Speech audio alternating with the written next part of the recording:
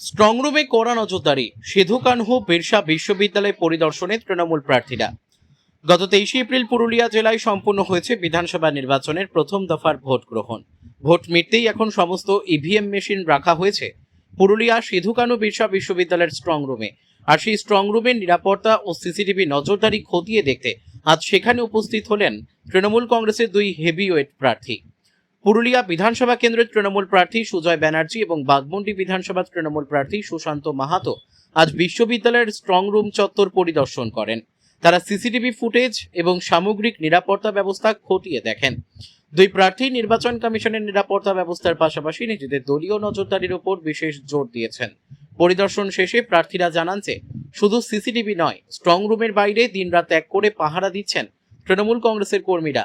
সুজয় ব্যানার্জি ও সুশান্ত মাহাতোর কথায়, আমাদের কর্মীরা 24 ঘন্টা স্ট্রং রুমের বাইরে কড়া নজরদারিতে রয়েছেন।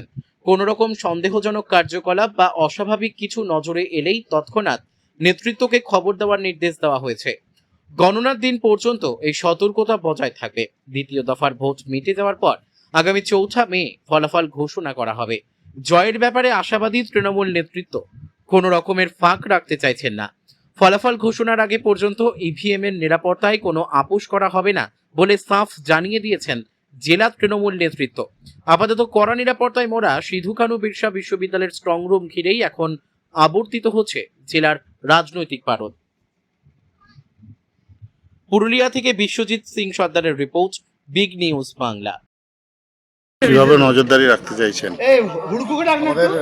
আমাদের ইভিএম নির্বাচন সম্পন্ন হওয়ার পরে আমাদের পুরুলিয়া সিধু কানহু বিশ্ববিদ্যালয়ে যে স্ট্রং রুম তৈরি হয়েছে, সেখানে আসার পর থেকেই আমাদের কড়া পাহারায় রাখা হয়েছে। আমাদের দলের যারা কর্মী আছেন তাদেরকে আমরা স্পেশালি আমাদেরকে সিসিটিভিতে মনিটরিং করার জন্য, যাতে স্ট্রং রুম থেকে কোনোরকম কোনো অসৎ উপায়কে অবলম্বন করতে না পারেন, তার জন্য আমাদের কর্মীরা সবসময় নজরদারিতে রাখছে।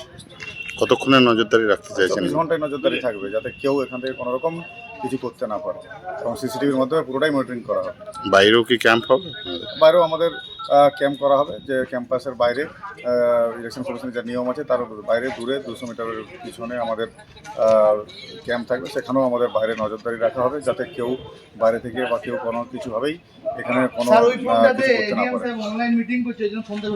তো সিসিটিভির মনিটরিং এ এসছেন, কি দেখলেন বা কি রকম কতটা নজরদারি রাখতে চাইছেন? যে লোকগুলো থাকবে এখানে বসবে, তাদের অ্যারেঞ্জমেন্ট ঠিকমতো আছে কিনা, এবং টোটাল সিসিটিভিতে কিভাবে যে ঢুকছে, কিভাবে বেরোচ্ছে, টোটাল আমরা বাইরে থেকে এখানে বসে দেখতে পাবো কিনা, লক্ষ্য করার জন্য। তাহলে ওদেরকে সেইভাবে আমরা ডাইরেকশন দেবো, আমাদের যারা বসবে এখানে এসে তাদেরকে বুঝিয়ে দেবো এইগুলোর দিকে নজর রাখবে। আপনারা কি 24 ঘন্টায় 4টা বিধানসভা যে আমাদের উন্নতি হবে, আমরা কন্টিনিউয়াসলি কেউ ছাড়বো না, সবাই সবগুলো দেখবো। আপনারা কি 24 ঘন্টায় নজরদারি রাখতে চাইছেন? 24 ঘন্টায় নজরদারি রাখবো, একজন করে, দুজন করে আমরা সব নজর রাখবো। আমরা বাগমুন্ডিও রাখবো, বলরামপুরও রাখবো, পুরুলিয়াও রাখবো, আর রাখবো। বাইরেও কি আপনাদের ক্যাম্প অফিস বা কিছু হবে? ভাবছি করবো 200 মিটার দূরে, তার বেশি হবে না, 20টা চেয়ার দিয়ে দিচ্ছি, 200 মিটার দূরে করা হবে, পিওসিটা করা হবে। পয়েন্ট অফ কন্ট্যাক্ট সেটা আমারই আন্ডারে থাকবে।